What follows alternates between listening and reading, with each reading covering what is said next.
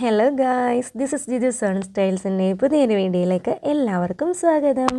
അപ്പോൾ ഇന്ന് രാവിലെ ഇവിടെ ബ്രേക്ക്ഫാസ്റ്റിനായിട്ട് ഇടിയപ്പമാണ് ഉണ്ടായിരുന്നത് കേട്ടോ. ഞങ്ങളുടെ നാട്ടിൽ ഇടിയപ്പം എന്നാണ് പറയുന്നത്. ഞാൻ കേട്ടിരിക്കുന്നത് അങ്ങനെയാണ്. ചിലർ നൂൽപുട്ട് ചില നാടുകളിൽ പറയാറുണ്ട്.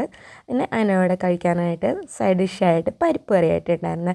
പരിപ്പ് കറി ആകുമ്പോൾ രണ്ടിനും പോകുമല്ലോ, ചോറിനും പോകും ഇടിയപ്പത്തിനും പോകും. പിന്നെ അതിൻ്റെ കൂടെ ചൂട് ചായ ഉണ്ടായിരുന്നു കേട്ടോ. ശരിക്കും ഈ ഇടിയപ്പത്തിൻ്റെ കൂടെ നമുക്ക് പാലൊഴിച്ച് കഴിക്കുന്നത് ഒരു നല്ലൊരു കോമ്പിനേഷനാണ്. അതുപോലെ തന്നെ ഏത്തപ്പഴം പുഴുങ്ങിയത് കഴിക്കുന്നത് നല്ലതാണ് കേട്ടോ. അതിൽ തേങ്ങാപ്പീര കൂടെ ഉണ്ടെങ്കിൽ അടിപൊളിയാണ്. പിന്നെ നമ്മളെപ്പോഴും സെറ്റ് ചെയ്യുന്ന പോലെ തന്നെ ഇന്ന് ഒരു ലഞ്ച് ബോക്സ് ഇവിടെ സെറ്റ് ചെയ്തിട്ടുണ്ടായിരുന്നു കേട്ടോ.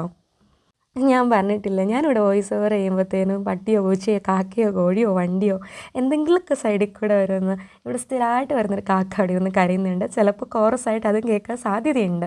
അപ്പോൾ നിങ്ങളുടെ വീട്ടിൽ ഇതേപോലെ കുട്ടിപ്പട്ടാളംസ് വല്ലതുണ്ടോ ലഞ്ച് ബോക്സ് സെറ്റ് ചെയ്യാൻ വേണ്ടിയിട്ടുള്ളവർ? ഞങ്ങളുടെ വീട്ടിലൊരാളുണ്ട്. അപ്പോൾ ആൾക്ക് വേണ്ടിയിട്ടുള്ള ഒരു ലഞ്ച് ബോക്സ് ആയിട്ടോ അത്. മാങ്ങ, പിന്നെ സ്നാക്സ്, ബീട്രൂട്ട്, തോരൻ, മുട്ട പൊരിച്ച് ഇതൊക്കെയായിരുന്നു കേട്ടോ ലഞ്ച് ബോക്സിനായിട്ട് സെറ്റ് ചെയ്തിട്ടുണ്ടായിരുന്നത്. ശരിക്കും പറഞ്ഞാൽ എനിക്കിത് കാണുമ്പോൾ എനിക്കും ഇങ്ങോട്ട് കഴിക്കാൻ തോന്നും. പിന്നെ ഉച്ചയ്ക്ക് നമ്മളുടെ സെയിം ഐറ്റംസ് തന്നെയുണ്ട്, റിപ്പീറ്റ്. പരിപ്പ് കറി, ബീട്രൂട്ട് തോരൻ, പിന്നെ ഇന്നലത്തെ നമ്മുടെ മത്തി മുളകിലിട്ടതാണ് താരം. ശരിക്കും മത്തി മുളകിലിട്ടത് കഴിക്കുന്നതിനേക്കാളും ഇഷ്ടം മത്തി പൊരിച്ച് കഴിക്കുന്നതാണ്. പക്ഷേ ഇവിടെ ചാറ് കറി വെക്കാതെ രക്ഷയില്ല. കാരണം ഇവിടെ ഒരാൾക്ക് മീൻ വേണം. മീനില്ലെങ്കിൽ ഒരാൾ ഫുഡ് കഴിക്കത്തില്ല. വേറെ ആരുമല്ല, ഞങ്ങളുടെ പട്ടിക്കുട്ടി തന്നെ. പട്ടിക്കുട്ടിക്കാണെങ്കിലും മീനില്ലാതെ പറ്റത്തില്ല. ഇറച്ചിയോ മീനോ അവന് നിർബന്ധമാണ്. ഇപ്പം നമ്മൾ ഒരു ദിവസം അവന് മുട്ട കൊടുക്കുകയാണെന്നുണ്ടെങ്കിൽ പിറ്റേ ദിവസം അവൻ മുട്ട കഴിക്കത്തില്ല. മീൻ തന്നെ വേണം അവന്. അപ്പോൾ ആദ്യം അവനുള്ള സാധനങ്ങളാണ് ഇവിടെ വാങ്ങുക. പിന്നെ ഈവനിങ് ആയിട്ട് നമ്മൾ ചായയ്ക്ക് മൊമോസ് ഉണ്ടായിരുന്നു ഗൈസ്.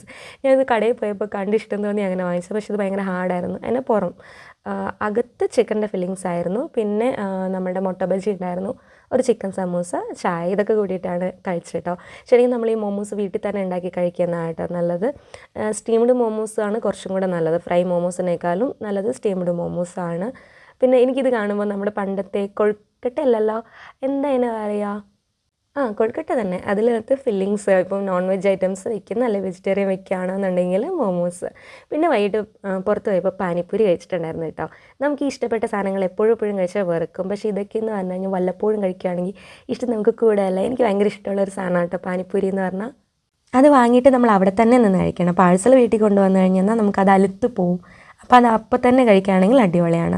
പിന്നെ വൈകിട്ട് കഴിക്കാനായിട്ട് ബിരിയാണി ആയിട്ട് ഉണ്ടായിരുന്നത്, പുറത്തുനിന്ന് വാങ്ങിച്ചതാണ്.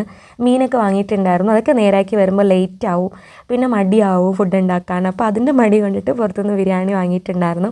ഞാൻ സ്ഥിരം ഓരോ ഷോപ്പിൽ നിന്ന് തന്നെ കേട്ടോ ബിരിയാണി വാങ്ങി കഴിക്കുക. കാരണം ഇവിടെയുള്ള ഓൾമോസ്റ്റ് എല്ലാ ഷോപ്പിൽ നിന്നും ബിരിയാണി വാങ്ങി കഴിച്ചിട്ടുണ്ട്.